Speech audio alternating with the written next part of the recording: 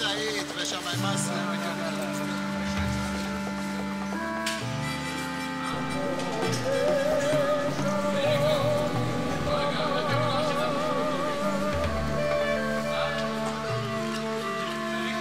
ואנחנו מוסיפים אלמנט קושי נוסף.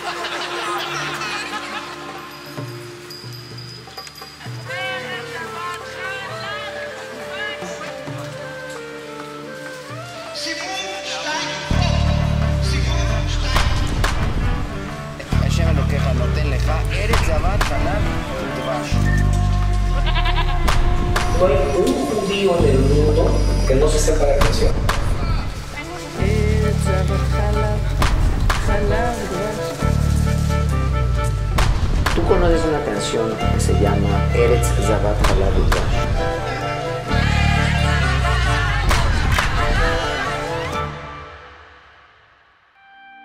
One could say that it's just a small and narrow country on the southwestern coast of the Mediterranean Sea, but Israel is so much more. נערה טובה יפת עיניים, לנו יש בארץ ישראל, וילד טוב ירושלים, או מפילל וממילל. ותורה אורה כזו יש לנו, וגם אגדה ומגילה, ואלוהים אחד שלנו, וכל חתן וכל כלה. Throughout the years, the land has been known by many names: Eretz Israel, Zion, the Promised Land, and the Holy Land, just to name a few. However, for most Israelis today, that country is simply Aretz, the land. A land that more than 4.7 million Jews consider their home. A land filled with contrasts that go from the religious to the secular, from the modern to the traditional, from the urban to the rural, from the community to the individual. A land that, despite living every single day in danger of extinction, always alert, always struggling, has enough time to create, to make culture, to dance, to sing. And this is the reason why we decided to make the 8,000-mile trip from San Diego to Tel Aviv, so we could meet the creators of our culture, rediscover a generation of folk artists, keepers of our tradition, and guardians of our knowledge.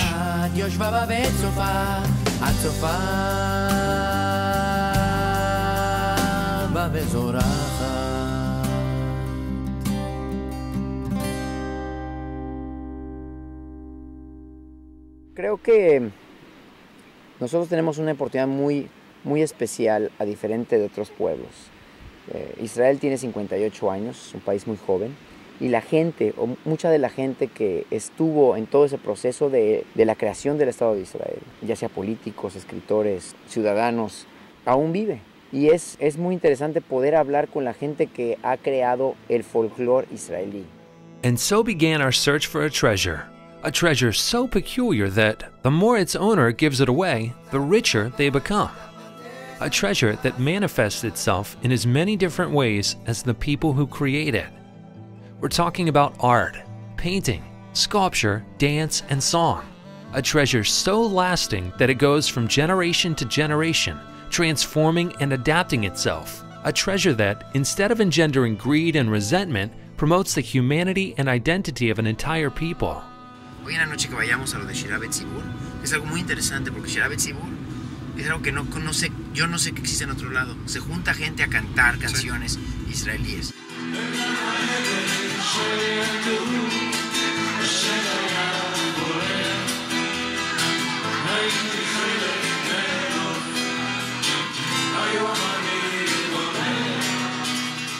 אני קורא לזה מוביל שירה, כמו להוביל עגלה וסוס, אז אני מוביל את השירה. התפקיד שלי לשיר עם אנשים, לגרום להם לשיר.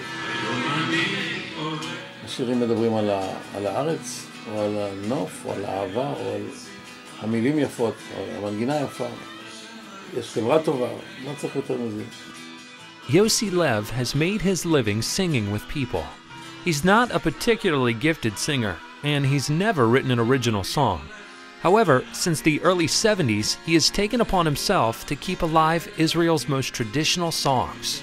כמה שירים אתה יודע? אני מעריך 10,000 שירים. 10,000 שירים. שירים. זה הכל קלסרים עם שירים.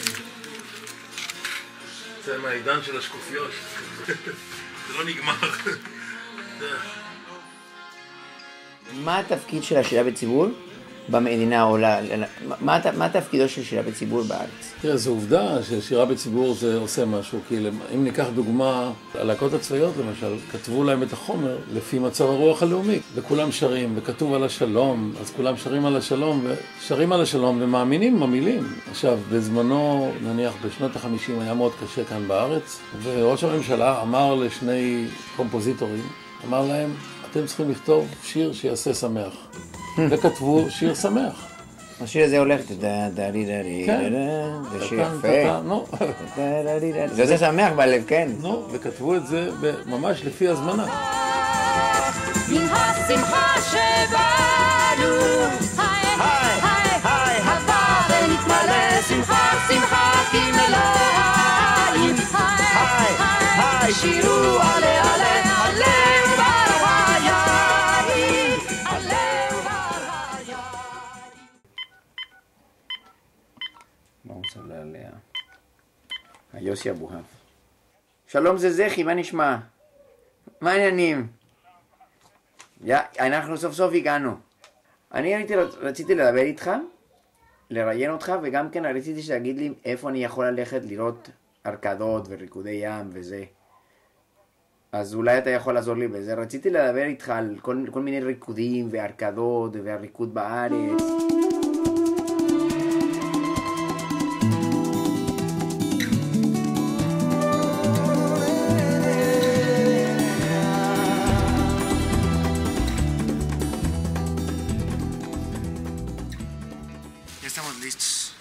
Bueno, platícame un poquito de ti. Tú bailabas, enseñabas bailes, un poquito de... Sí, yo bailo más de 50 años, 52 años, pero estuve enseñando 42 años. ובגיל 17 התחלתי ללמד ריקודים. בגיל 18 וחצי כשהלכתי לצבא, כבר ידעו בארץ מי אני, בתור מדריך. אתה יכול להראות לי ריקוד, למשל? כן, כן. למשל, איזה ריקוד ש... אנחנו דיברנו, אני חושב, על זה. דיברנו למשל על אור ירושלים, וזו שחיברה את זה לא חיברה הרבה ריקודים, אבל היא עשתה את זה מתוך כוונה גדולה. אם יצא לך לבקר בירושלים, ולעשות את הסיור שעל חומות ירושלים. אתה תראה שהחומות, בגלל הטופוגרפיה, הן לא ישרות. הן עולות ויורדות ופונות ימינה ופונות שמאלה, ואחרי כן צריך לרדת עוד פעם ולעלות וכו'. אז היא עשתה למשל את הריקוד, לפחות החלק הראשון שלה, כמו הליכה על חומת ירושלים. השקט שוב צונן הפתן משני העדן, הנה היא הדיה מעל התהומות, בדרך הלובנות שקט החרב, בקצוות המגדלים והחומות, ראיתי עוטפת אור, והיא עונה משתצים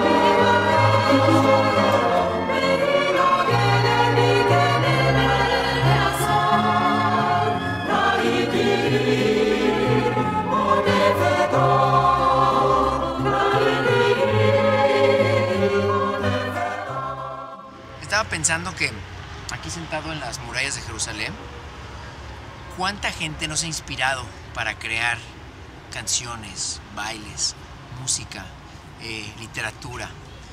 Tanto de material artístico que es parte de nuestra cultura y nosotros no tenemos idea quién lo hizo.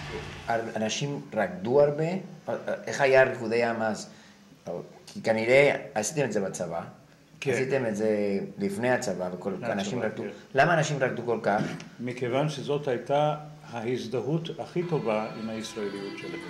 כי השירים והריקודים בתקופה ההיא היו הרבה מאוד על נושאים של תנ"ך. הרבה מאוד מילים מהתנ"ך. גם היה אלמנט של העם שחוזר לארץ. ובאמת רוב הריקודים של הימים ההם שדיברו על מים ודיברו על אדמה. למשל? ושאבתם מים בששון למשל, וער בשדה, רואה ורואה, מילים מהתנ"ך, כל דודי, הנה זה בא. זה ריקודים שנבנו אז ושהם כולם מבוססים על מילים מהתנ"ך עם מנגינות נפלאות.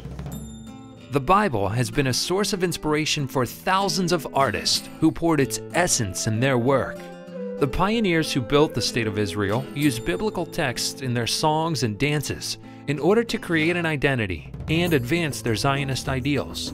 One of the best examples is a song that only uses 4 words: Eretz, Zavat, Halav, Udvash, the land flowing with milk and honey, a song that has reached far beyond its borders.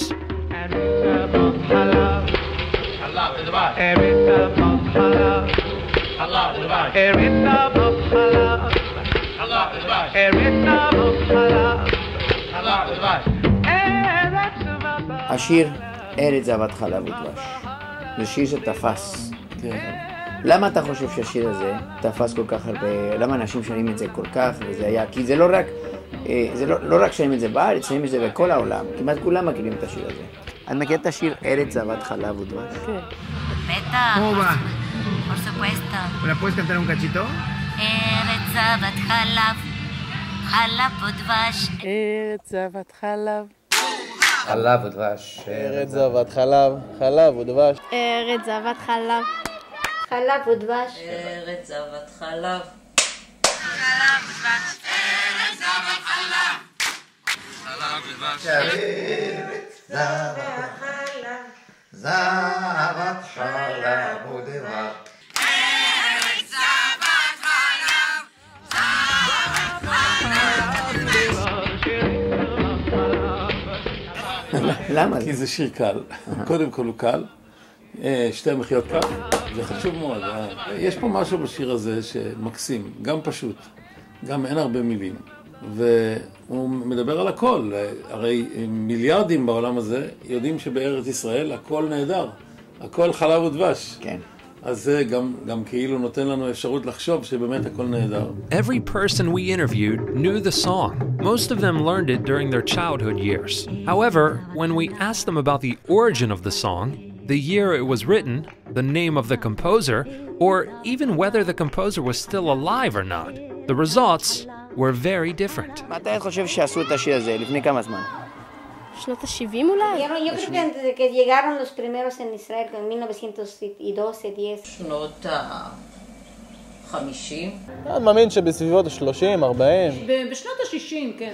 אולי נגיד 39. אתם יודעים מי הלחין את המנגינה? אתה יודע? אני לא יודע, אני שואל אותך. לא, ממש לא. לא? לא. אולי אחד בשם זמבורסקי. לא דיברו איתה, לא זוכרת. למוסיקה לא. את חושבת שהבן אדם זה חי או מת? מת יכול להיות. לא בחיים. בטוח שמת. מאמין שהוא עוד חי. אם הוא חי אז הוא איש מבוגר. מבוגר מאוד.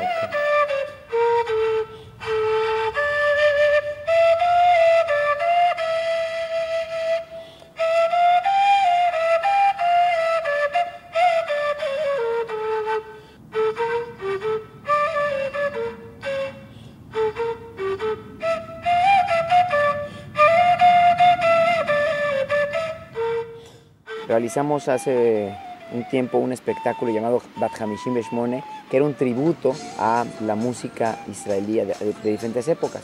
Y haciendo la lista de las canciones, pues una de las canciones con las cuales consideramos era Eretz Zavat Chalav Udvash. Sin embargo, mientras estábamos haciendo la lista, la hija de Yossi Abuad, que me ayudaba en esa selección, me comentó que su papá conocía al autor de Eretz Zavat Chalav Udvash. حلاوة دباش أرز زبط حلاوة حلاوة دباش أرز زبط حلاوة زبط حلاوة ودباش أرز زبط حلاوة زبط حلاوة ودباش מה היית אומרת? הייתי אומר לך שהוא חי. הייתי מופתעת. אז הייתי רצה אליו הביתה. ¿De veras vive ese señor? Ah, sí, no sabía. אני רוצה להגיד לך שהבן אדם הזה עוד חי. ¿A tu חי? עוד חי. באמת? כן. Sí, de veras. No, pero tú no crees que tiene más de... ¿Tú tampoco no creías? tiene 81 años. והשם שלו אליהו גמליאל. ובן כמה הוא? 81 או 80, משהו כזה. Oye, más mayor que yo, entonces yo también creía que ya hace muchos años. מי זה? זה גמליאל בעצמו? כשהוא היה צעיר? עכשיו. עכשיו איזה צעיר? תראו, נראה אבא. נראה יותר צעיר מאבא. הוא לא כל כך זקן, הוא נראה טוב. Él nomás hizo una canción que pegó. ¿Sabes cuál fue? Solo la música. La música. מי זה? זה שכתב את השיר. En la escuela nunca han hablado de él. Y no siempre sabemos quién es el autor, el compositor.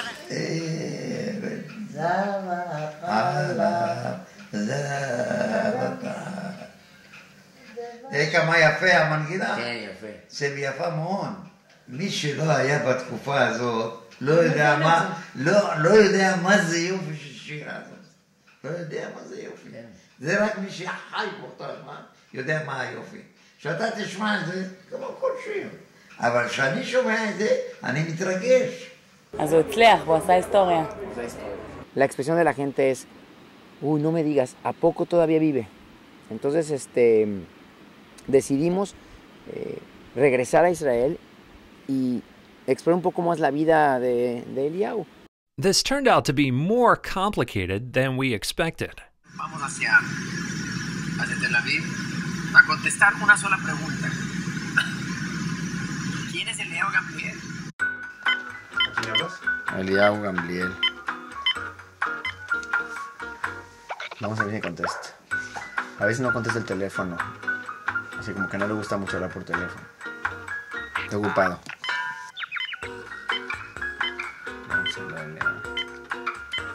Vamos a ver si contesta.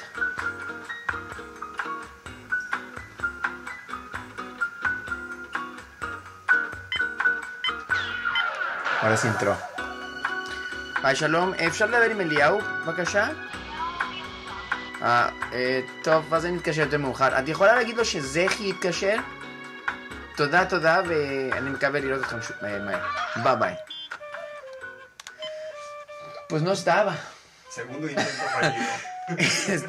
Hablé con su esposa y que sí, a las 10:30 vamos a hacer el tercer intento, pero yo creo que ese intento lo vamos a tener que hacer en la calle. Ese intento lo vamos a hacer, sí. Entonces, pero todo pinta bien para poder encontrarnos con él a ver qué pasa. Nevertheless, after we were able to finally sit down with him for an interview, and only 5 minutes into it,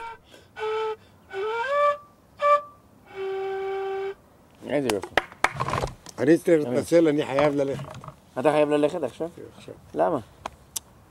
אני קבעתי פגישה עם מישהו שאנחנו מכינים מחר הרקדה. אוקיי. אם תשארו, תוכלו לבוא להרקדה מחר. ולסדר, אם אתם יכולים. מתי אנחנו יכולים לדבר איתך ככה, לשוחח קצת? קשה מאוד. קשה, למה קשה? שאני, יש לי תוכנית, יותר מדי דברים אני עושה. אתה מבין? אבל עכשיו לא שוחחתם איתי? הנה, אתה שוחח. אבל זה לא אותו דבר. אתה משוחח. רוצה לדעת על הריקודים שעשית, על השירים שעשית. הכל באינטרנט, הכל כתוב. מה באינטרנט? אני לא רוצה שאתה תגיד לי, אתה לא רוצה להגיד לי. אני לא זוכר. אתה שאתה זוכר. האינטרנט זוכר, יותר טוב.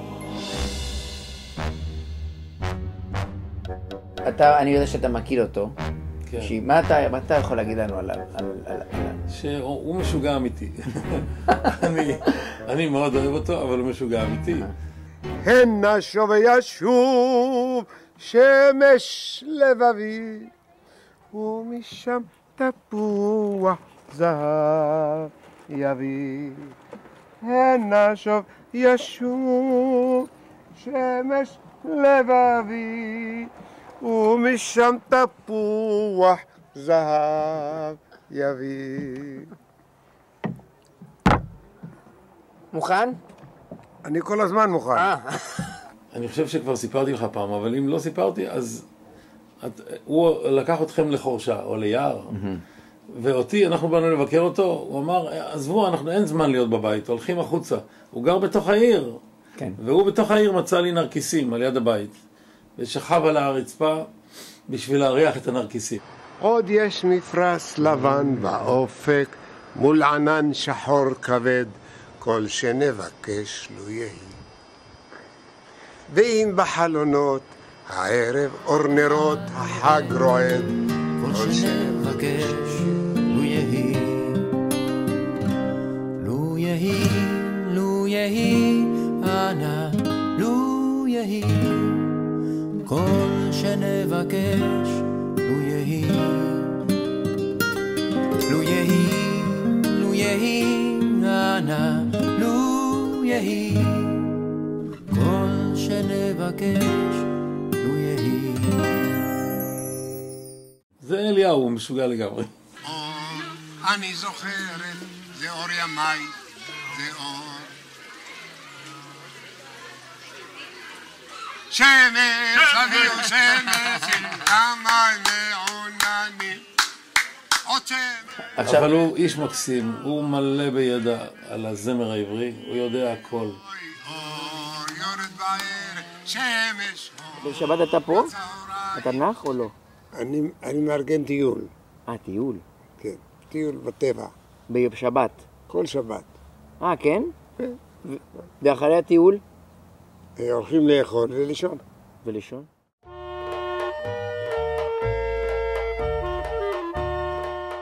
בהפסקות אנחנו יכולים לנגן. ויעקב שהסכים לסחוב איתו את הגיטרה, בכלל זה מתנה. הבן אדם הזה מתנה לעולם.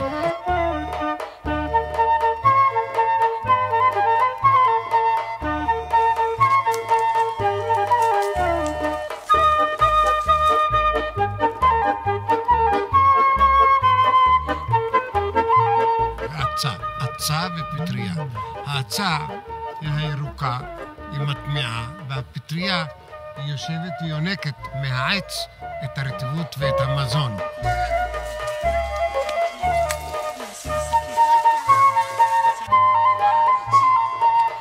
רוברטו, זכי. הנה זה סגול. אם הוא רב, רק סגול. שלום ושמחה, שלום לך שלום, יום המנוחה. שישו ביעקב,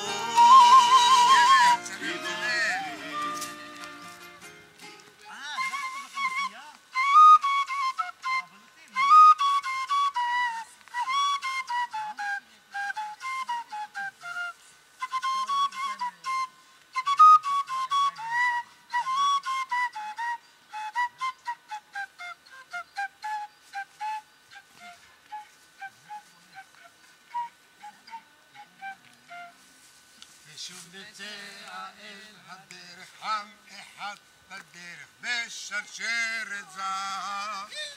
ועד לשערי רקיע בוודאי עוד מעט המעיין.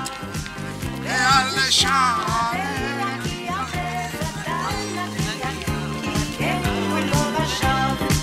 וגם אם ארוכה הדרך ורבה הדרך, אין כוחנו עוד רב. וגם אם ארוכה הדרך ורבה הדרך, נעבור בה יחדיו. ועד לשערי רקיע בוודאי נגיע, ומעט אם לא עכשיו. ועד לשערי רקיע בוודאי נגיע, כי דרכנו לא לשווא.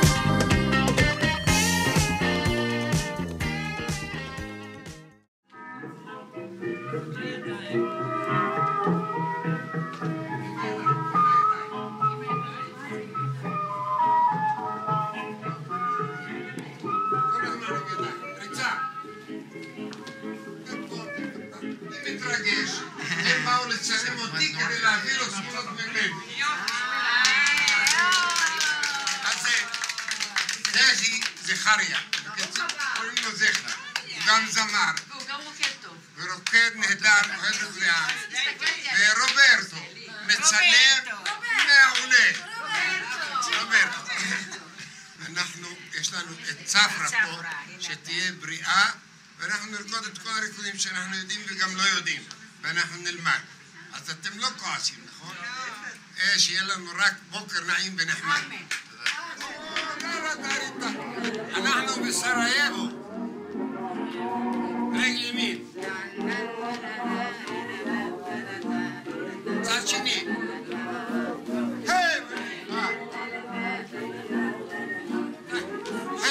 התחלה.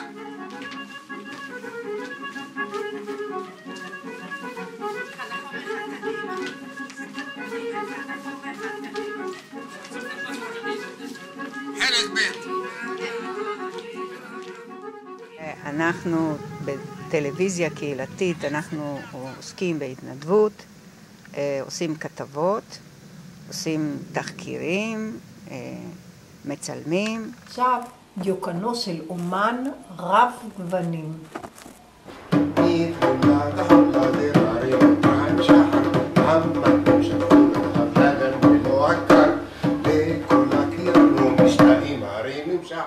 עשינו כתבה על אליהו גמליאל, שהוא, כשאני הייתי שם, הוא היה אחד הרוקדים, והמדריכה לפני שנה היא קיבלה אירוע מוחי, ואליהו לקח על עצמו את הדרכת הרוקדים. קוראים לי אליהו, ונולדתי נורא מזמן, והמשפחה גמליאל, נולדתי בטבריה. אני גם אבא שלי בטבריה. אז כמה דורות אתם פה? אמא שלי בבית שאן, סבא שלי טבריה, סבתא שלי ממרוקו, סבא השני ממוסול, עיראק. וזה מין תערובת כזאת. וקוראים לי גמליאל, כי זה שם שאני לקחתי לעצמי. כן? והיה לי שם אחר, היה לי שם ערבי. איזה שם? ג'ומעה. ג'ומעה. ג'ומעה זה יום אל-ג'ומעה, זה יום שישי. זה שם שהיה מקובל אצל היהודים בעיראק. אבל אני הלכתי לקיבוץ, ואמרו לי ג'ומעה, ג'ומעה, לא יודע, אליהו, ג'ומעה, ג'ומעה. אז הלכתי והחלפתי את השם. גמליאל זה שם מכובד, יפה, רבן גמליאל. ולכן קוראים לי גמליאל. אבל אני לא מנהיג, ואני לא חכם, ואני לא יודע שום דבר. אני עולה רק על שאלות של דרך. הוא סיפר לנו שהוא נולד בטבריה, משפחה מאוד ענייה. אני הייתי צריך להתפרנס, עבודה. אז ניגנתי בחליל צעד, למדתי אצל טפליץ, חליל צעד, ולקחו אותי בזמורת צהל להיות חלילן. ואז שלחו אותו לקיבוץ, ושם בקיבוץ הוא למד יפה את השירים ואת הריקודים, הוא התפתח יפה. אז למדתי במדרשה למורים למוזיקה, אז הייתי מורה למוזיקה בבית ספר, אז קיבלתי משכורת במשרד החינוך.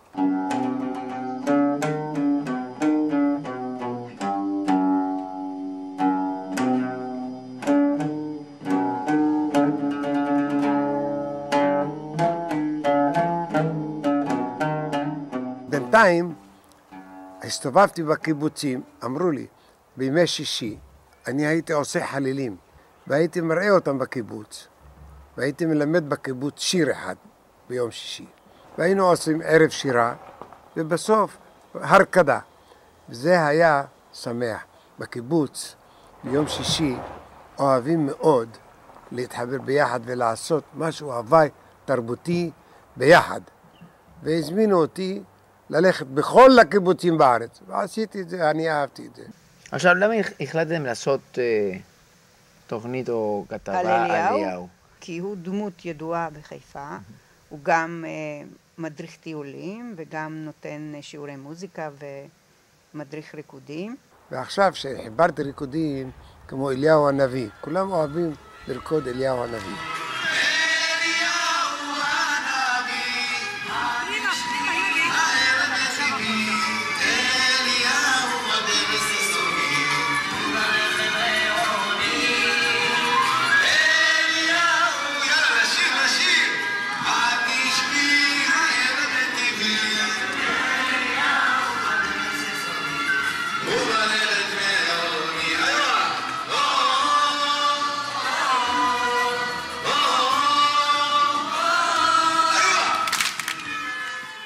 מה ההשפעה שלו בריקודי ים? כמה ריקודי ים הוא חיבר וכמה מהם הם ממשיכים? טוב, אני רוצה לומר לך, אין לו אין לו הרבה ריקודים. כלומר, יש מדריכים לריקודי עם שעשו 150, 200 ריקודים. אליהו גמליאל יש לו אולי, אני סתם אומר, יכול להיות שיש לו 20 ריקודים. אולי פחות, אני לא יודע, אולי יותר. ואני חושב שכמעט את כולם רוקדים עד היום. אני חיברתי הרבה ריקודים לשירים ישראליים. הריקוד הראשון שאני חיברתי זה היה דרור יקרא. דרור יקרא לבני.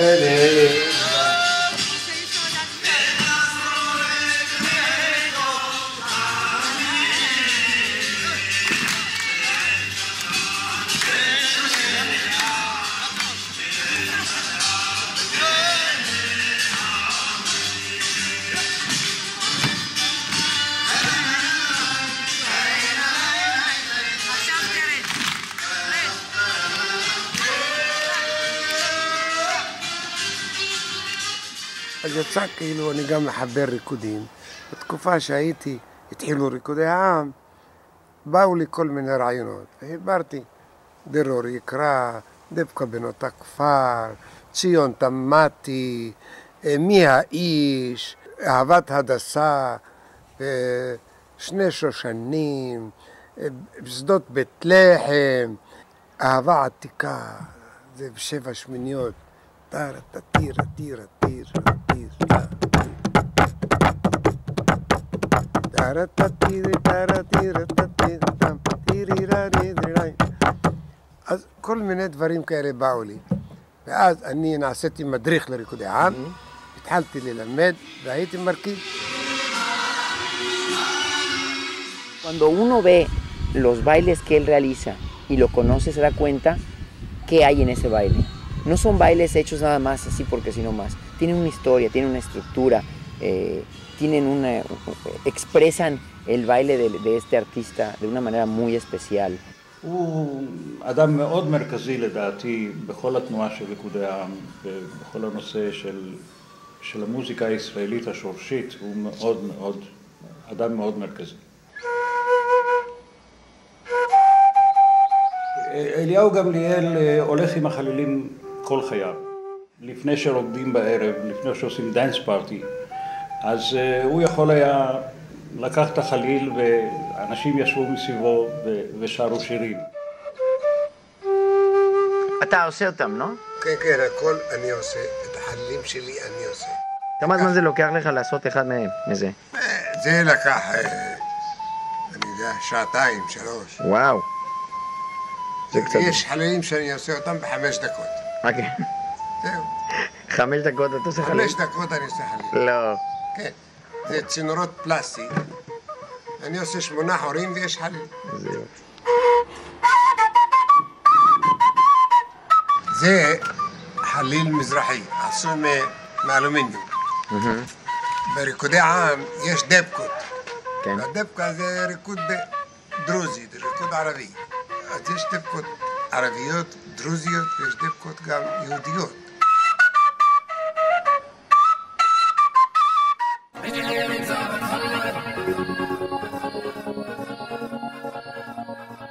ארץ זבת חלב ודבש. מי חיבר או מה הסיפור של השיר הזה? אתה יודע? את הסיפור פשוט.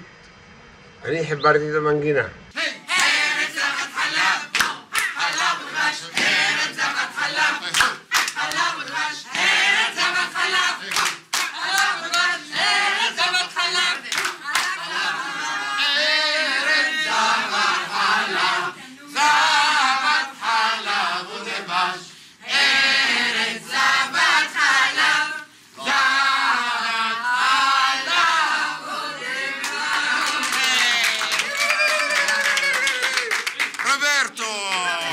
בסוף ההרקדה ביקשתי מכם לשיר ארץ זבת חלב ודבש. כן. כי אליהו הכין את המוזיקה לזה. כן, כן. לא ידעתי. אז... לא ידעתי. לא. אני אומר לך משהו אחר, זה טוב. בסדר, לומדים, כל החיים לומדים. השיר ארץ זבת חלב ודבש. אתה יודע את הסיפור, איך הוא חיבר את השיר? אליהו גמליאל חיבר את ארץ זבת חלב ודבש כמו שהוא סיפר לכם. אני גדלתי ברמת יוחנן 3 שנים עם מתתיהו שלם. מתתיהו שלם היה טיפוס מאוד מיוחד. גם הוא חיבר לקיבוץ את כל המנגינות בשביל הקיבוץ, לא בשביל עם ישראל. הוא חיבר לקיבוץ מנגינות במיוחד לחג שבועות ולחג סוכות ולחג פסח, כל פעם שהגיע חג הוא כתב מוזיקה. הוא חיבר את השירים של שיבולת בשדה קרעה ופנה הגשם ושם מרחק בנהרים רועה ורוע. חיבר הרבה מאוד שירי עם נפלאים. עכשיו אחר כך כשהוא היה כבר נער אז גמר את התיכון, הלך ללמוד מוזיקה באקדמיה. הוא ידע שאני לומד מוזיקה, חשב שאני גם לומד קומפוזיציה. ובקיבוץ ביקשו ממנו לעשות הצגה תנ"כית, ובדיוק לא היה לו ראש לחבר, והוא ביקש ממני שאני אחבר לפסוק הזה מנגינה. תיקח את שני הפסוקים האלה מהתנ"ך ותחבר להם מוזיקה, תנסה. אז מאוד התרגשתי וסגרתי את עצמי בתוך המועדון, סגרתי את הדלתות, התחלתי לראות לפניי. אני בדמיון שלי ראיתי את כל עם ישראל אחרי 40 שנה במדבר. המרגלים חזרו עם אשכולות ענבים על הכתף והתחילה שמחה גדולה, והם לא ראו את זה 40 שנה. צמאים, רעבים, יבשים, שזופים, והם נכנסו לאקסטזה, התרגשות, נעשו מעגל והתחילו לרקוד. ארץ זבת חלב, ארץ זבת חלב, ארץ זבת חלב, אי זבת חלב ודבש, אוי ארץ זבת חלב, אוי זבת חלב ודבש, אוי ארץ אבקת חלב. אבקת חלב. עכשיו, בזמן המלחמה לא היה חלב, חלקו אבקת חלב. אבקת חלב. זה גם קנון, לא יודע אם הוא סיפר לכם? כן, הוא תמיד אוהב לעשות את הקנון, עשינו את זה, כן. אני למטה ואתה למעלה. משמה? זה קנון. אוקיי. אז קבוצה מתחילה. מההתחלה? אוקיי. אתה עכשיו הגעת לחלק השני, למעלה. ואני מתחיל. אז זה קנון. בבקשה. ארץ זבת חלב, חלב ודבש, ארץ זבת חלב, חלב ודבש, ארץ זבת חלב, חלב ודבש, ארץ זבת חלב. עכשיו אתה למטה, עכשיו.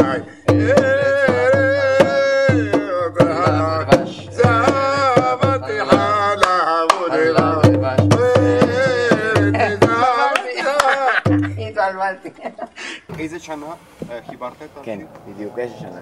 בשנת תרפופו. מה תרפופו? אני יודע בוודאות שזה היה ב-1954-55. אנחנו שאלנו את כמה אנשים, ואנשים אמרו לנו 100 שנה, 30 שנה. הם לא מאמינים שזה איזה שנה? שנות ה-60, שנות ה-50? נכון, בדיוק. בדיוק מה? ה-60, 50. מה שהוא אמר, רוברטו, בדיוק. כמה זמן עבדת?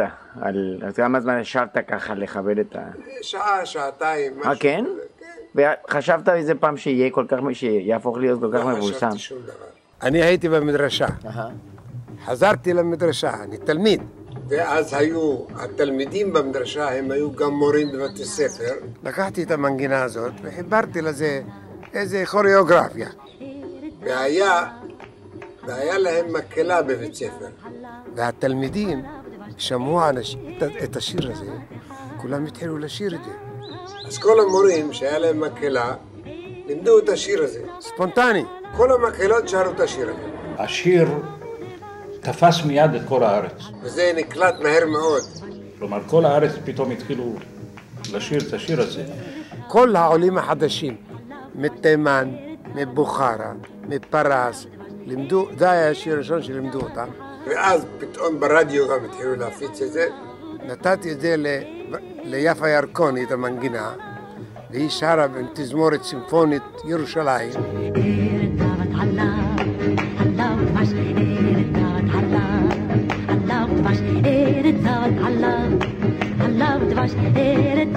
ושמשון ברנוי שר את זה עם תופים וכל... זה התחיל לרוץ.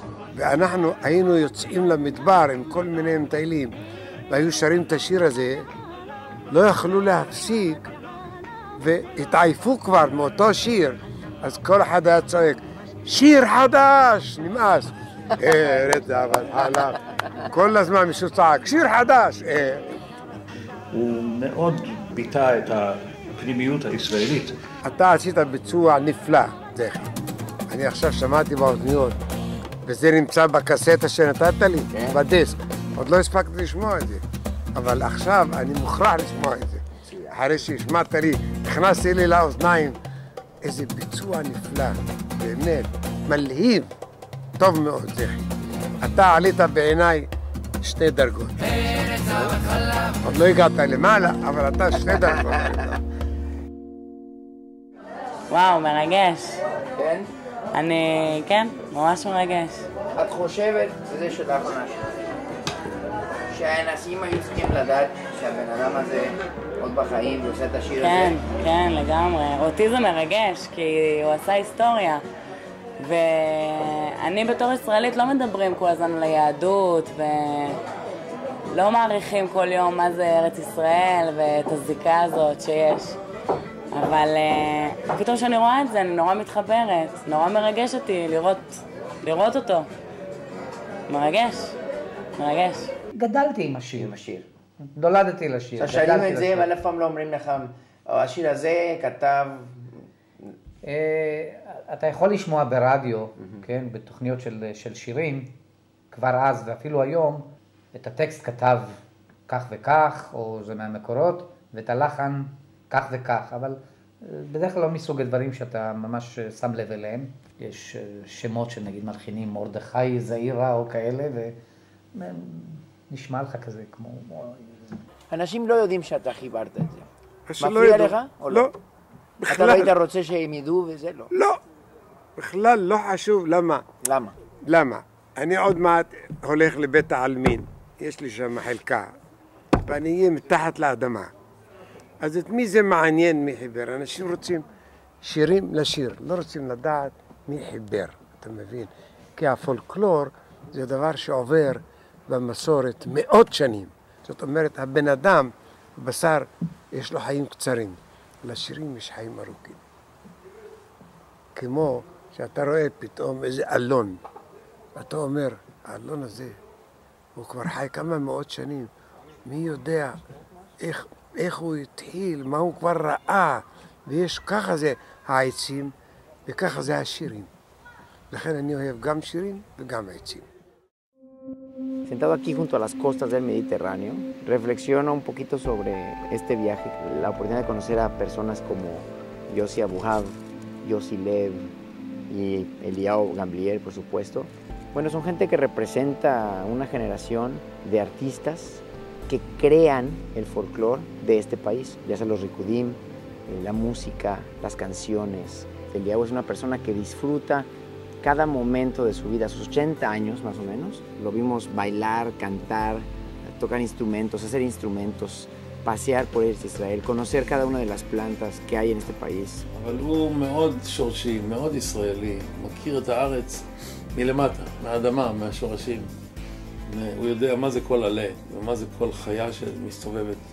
ראיתי שאתה מכיר הרבה בצמחים, פרחים, זה. מאיפה אתה יודע את כל הדברים האלה? כי אני ראיתי, אפילו אתה לוקח את הצמחים וזה, אתה יודע מה לאכול, מה לא לאכול, מה השם של הצמח הזה, מה קורה, מאיפה? הנה. הנה פה. וואי, תודה רבה לך יעקב. שמרת לי את זה לצילום, נכון? וואלה, אתה ממזר. תודה. עכשיו, אתה אוהב לטייל הרבה, נכון? בשביל זה מגיע לך פלח תפוז. אוי, זה מתנה טוב. לא מגיע לי, לא? אתה עוד לא מגיע לך. אני תלמיד חופשי. לא למדתי באוניברסיטה ביולוגיה, אבל אני שמעתי הרבה, כל כך הרבה הרצאות, כל כך הרבה טיולים, שאני כבר מלא מידע. עכשיו, ברגע שאתה יודע משהו, פתאום אתה רואה משהו שאתה לא יודע, אתה מוכרח לדעת מה אתה עושה. אני לוקח אנציקלופדיה, לוקח את הספרים. מאיפה באה כל האהבה הזאת למוזיקה, לריקודים, לארץ? ספר לי. יש דברים שאי אפשר לספר, שהם סודיים.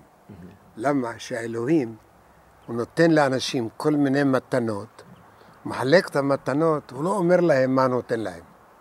אם אדם יודע לנגן גיטרה, משאיר את הגיטרה במחסן, והתולעים אוכלים אותה, זה פשע. מפני שהמטרה שאלוהים נתן ליעקב את הכישרון לנגן ולשיר, ולי את הכישרון לחבר ריקודים או משהו, זה לא בשבילי, זה בשביל לשמח את החברה, לקרב אנשים. זאת המטרה הכי גדולה. לפעמים נפגשים באיזו מסיבה, אז אנחנו עושים מין תחרות כזאת. הוא מוציא שיר שאף אחד לא יודע, ואני צריך להוציא שיר אחר שגם הוא לא יודע. כל אחד מנסה להילחם בשני, מי יודע יותר. המשפט הזה, ארץ זבת חלב ודבש. אתה חושב שהמשפט הזה טוב להיום? האם ישראל היא ארץ זבת חלב ודבש? זו עובדה, תסתכלו. אנחנו חלב ודבש, תבדקו מה שאני אומר אחרי הצילומים. אנחנו מוציאים מהפרות הכי הרבה חלב מכל העולם. כל העולם, לא אירופה, הפרה הישראלית נותנת הכי הרבה חלב. דבש, עוד פעם, הדבש בארץ הוא נפלא. אנחנו עושים אפרסמונים לכל העולם, אנחנו הכי גדולים בעולם באפרסמונים. התפוזים של הארץ, מה, מתי לא דיברו על התפוזים? אז יש פה הכל, רק חסר נפט. קצת נפט אנחנו צריכים. חסר לנפט. ארץ ישראל, ארץ זבת חלב ודבש, כן או לא? זה ארץ זבת חלב ודבש, כן או לא? ארץ של קולבוטק, ארץ של הייטקס, ארץ של מחשבים. זה ארץ זבת חלב ודבש? כן. ארץ זבת חלב ודבש. יש פה הכל, באמת, הכל. אני אתן לך דוגמה. תסתכל, אני הולך לשוק 4 פעמים בשבוע. ואני רואה אנשים זרים, תיירים, שמצלמים. הם לא יכולים לתאר לעצמם מה שהם רואים. זה אחד.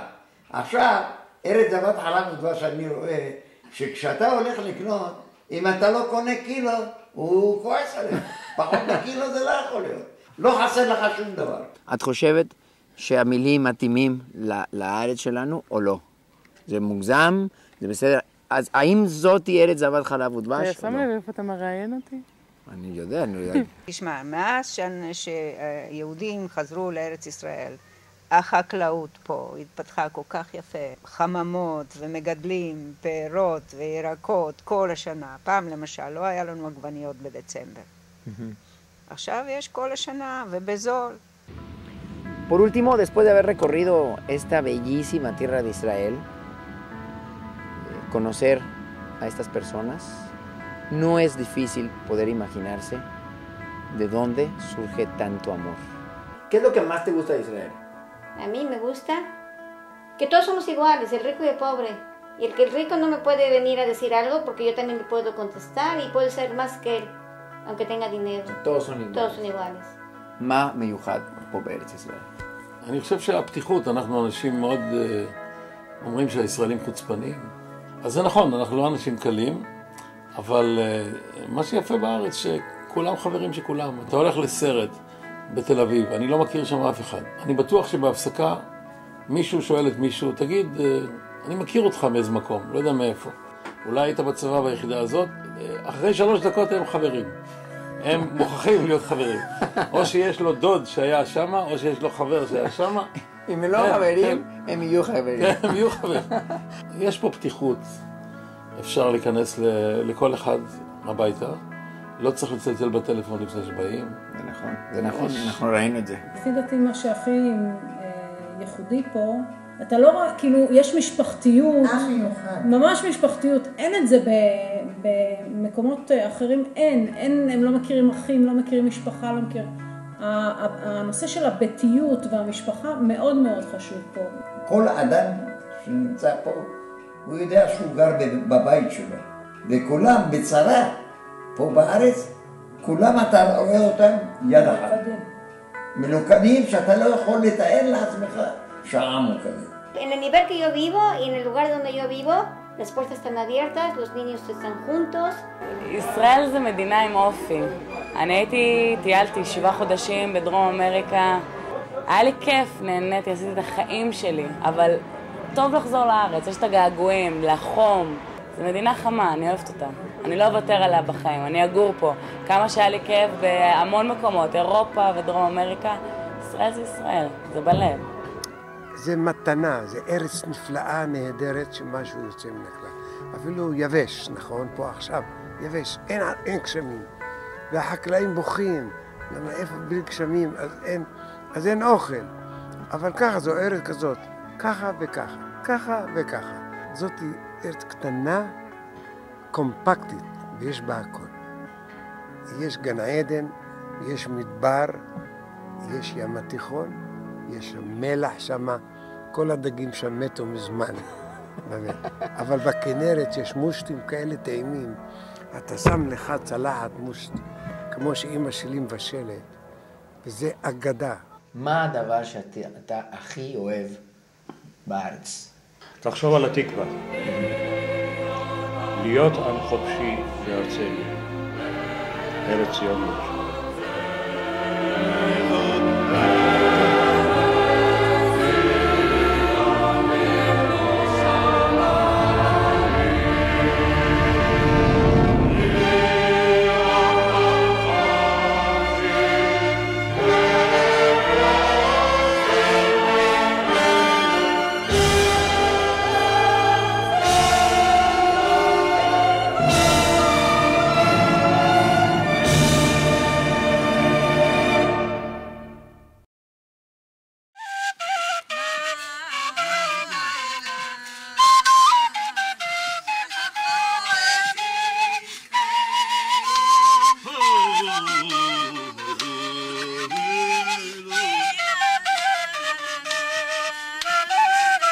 זה באמת שיהיה לכם נסיעה טובה, היה כיף איתכם.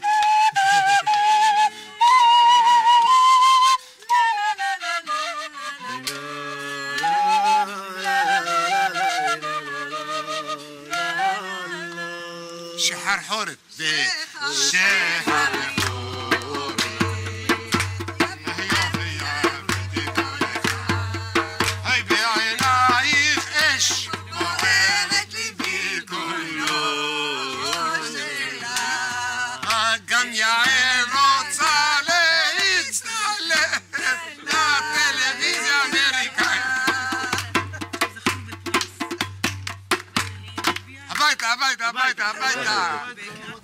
עכשיו תנוח ותאכל תפוס. רוברטו, גם אתה. תנוח, תכבד, זה מספיק.